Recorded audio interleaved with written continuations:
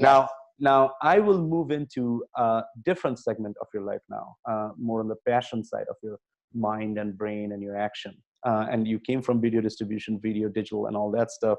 And I believe you have a little background that is kind of moving you to the world of dementia. And Mm-hmm. and you have been discussing with me earlier that you have some family background. Your mom was detected with dementia at the age of 64, and then you eventually took it as a mission to. So tell me a little bit about why you chose. I mean, it makes sense. That's a why story. I get a feel for it, but why do you want to take it? What's your goal, mission, and vision around that? I follow Gary Vee, and I got to go see him at a voice conference, and he speaks a lot about audio. And he was like, stop, stop thinking about it, just start your podcast. And so I started my podcast. I figured out, audio, things of that sort. And because video and audio are so different, Mm-hmm. I had to practice. And the best way for me to practice was practicing with my friends who happen to be a lot in the apartment business, but there were some that are not. And, my friends were like, sure, Kimberly, why not? As long as I don't have to be on video. I'm like, okay.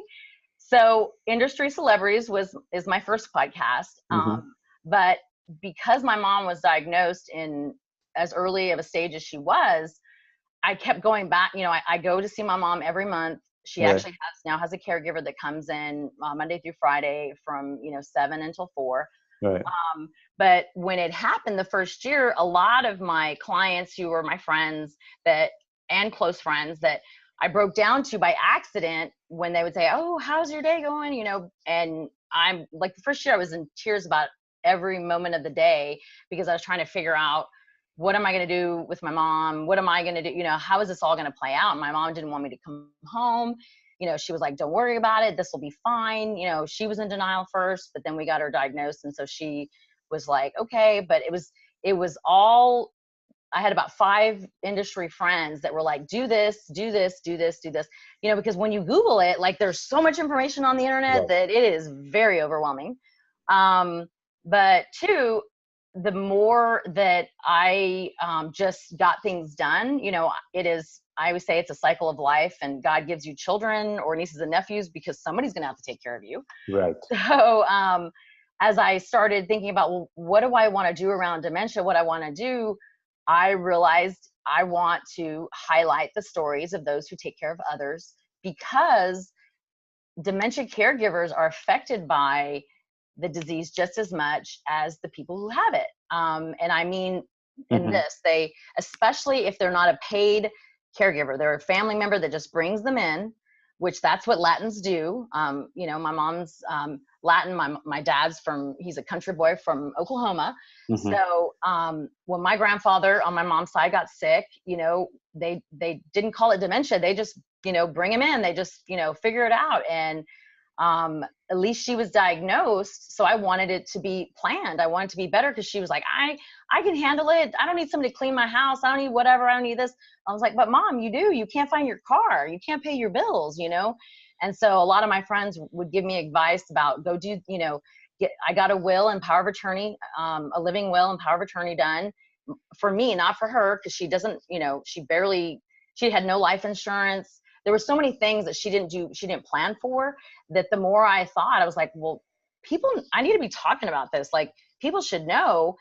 And there's so many people out there. I'm a member of a couple of communities on Facebook that family members take them in, and it just wears on them, on the person, and they're going unpaid. Maria Shriver was on the Today Show in November talking about 2/3 of them are women, and there should be, caregivers should be paid more. That it's a cycle. It's only getting bigger and worse. The disease dementia is a symptom of 20 other diseases. Right. So she might, excel into Alzheimer's, but right now she just has no short-term memory. So she can't tell me what she did 30 minutes ago. I talk to her every morning via Alexa. I follow her. She no longer drives. Her friend, we call her her HR, running buddy. I track her, like, she drives, and I track my mom on this app that another girlfriend of mine said, oh, try this, because there's so many different things that I just had to figure out, because every person is different, every disease is different, but the stories of the caregivers are so heartbreaking that I feel if more people would understand why they should plan, why they should have the conversation. You know, we talk to our kids about, you know, don't talk to strangers, you know, love, sex, and marriage, but nobody talks about, you know, not necessarily death, because Right. it's about them living with this disease. You know, what are you going to do if your loved one has a stroke, a heart attack, or even just eats badly, Right. or is an alcoholic and develops dementia? What do you know, what's the plan? And so I decided, you know, in January, I always knew I wanted something to do with dementia. I just wanted to practice, you know, so that's why I started Industry Celebrity, so I could, you know, make sure I get my conversations going, and that it's a back and forth, and that I'm respectful, you know, especially people that know me know I'm, if I joke, if I say something, it's never to be mean or in malice or nothing. Right. And everybody gets my sense of humor that knows me. But if you don't know me, I wanted to make sure that these people that I'm asking were comfortable with me, and that I you know, gave them some sort of peace or some sort of relief by them just being able to express their story.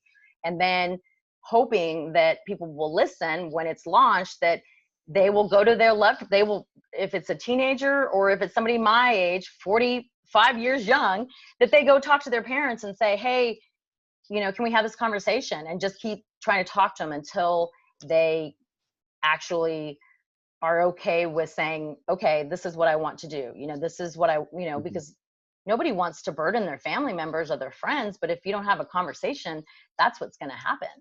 This is a great, great mission, what you have. And there's so many untapped stories out there that you're trying to bring out of that. So I have to first congratulate you, because you have found your purpose. Thank you.